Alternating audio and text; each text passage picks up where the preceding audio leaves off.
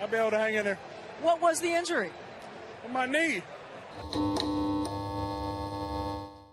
What's going on, guys? Justin here with my Week 8 Packers review. I usually start with the good, but I'm going to switch it up and go with the bad first this time. The Packers had a pretty uninspiring first half on Sunday. They got the ball first and immediately went 3 and out. They did score a touchdown on their second drive, but did not score for the rest of the first half. The final 4 drives of the first half consisted of 2 punts and 2 missed field goals.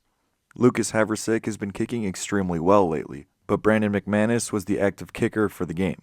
A difficult situation as the Packers gave McManus a 3-year contract in the offseason, but Haversick seems to be the better kicker at this moment in time. I'm not going to really pick a side on this situation, but I do think the goal is to win games. Back to talking about the offense, half of the drives in the first half were 3 and outs. There's just way too much talent on this team for the offense to be this bad at times. And the key words here, at times. We'll get to that in a bit. The Steelers' offense scored on 4 of their 5 first half possessions. The Packers were getting gashed in the run game, which made everything else difficult. Fortunately, the Packers' defense did hold the Steelers to 3 field goals and only 1 touchdown. The Steelers' offense couldn't seem to convert much when they had negative plays, which is exactly what the Packers' defensive philosophy is.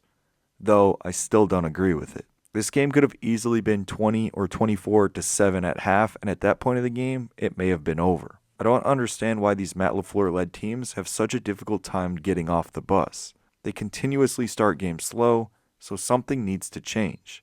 I think the play calling was also uncreative in the first half. Not sure that I even think it changed much in the second half, but who got the ball did. Speak of that, I think Jordan Love and Romeo Doubs have a really good connection, but they are getting very buddy ball-ish.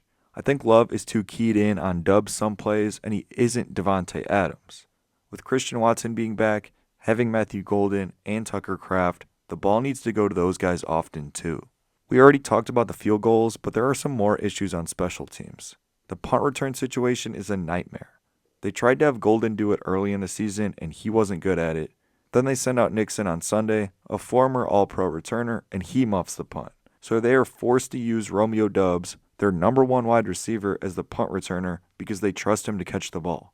Unfortunately, he is so not elusive that they don't even get many yards on the returns, which is fine, really. Just catch the ball and don't fumble. They should sign an actual returner.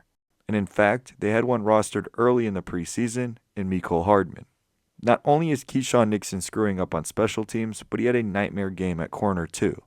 For the second time this season, he has seemingly gave up on a play that resulted in a 50-yard catch. I cannot stand his attitude. I have been anti-Nixon for a while now, and he is just giving me more and more ammo each week. Just do your job and stop running your mouth off the field. They need to trade for a corner, and Nixon deserves a spot next to Hobbs on the bench. And that wraps up what went badly. And it was pretty much all within the first half too, so let's jump right into what went well. And this is pretty much the entire second half. An exceptional, high-level performance, outscoring the Steelers 28-9 in the second half alone. They scored on every real possession and scored touchdowns on their first 3 possessions of the second half. The Packers went into the half down 16-7, then 6 total possessions later, and it's 29-19. A complete night and day difference from the first half. The offense was moving the ball well. Jordan Love was lights out, throwing for 360 and 3 touchdowns. Christian Watson had a big catch, and Tucker Kraft went berserk. And he is making the case to be the best tight end in football.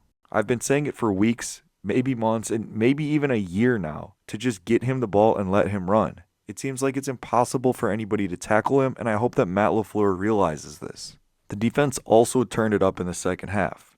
Disregarding the Steelers' final somewhat garbage time drive, the Packers gave up a score on only 1 of 5 drives. They forced 3 3-and-outs and forced a turnover on the second play of a drive. Insanely complimentary football in the second half.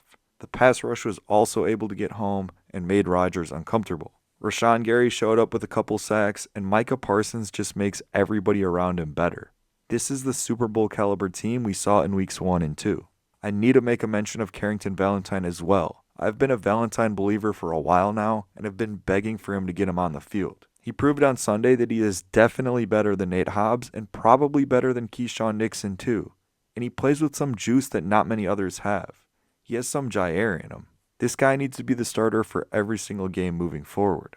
I also want to give Quay Walker props too. DK Metcalf was sticking fingers in Quay's face mask, but Quay didn't react. DK then grabbed and shoved Quay's helmet, resulting in a 15-yard penalty. If this was a couple years ago, Quay might have gotten into a brawl with Metcalf, but he's had some character growth and he could go on without reacting.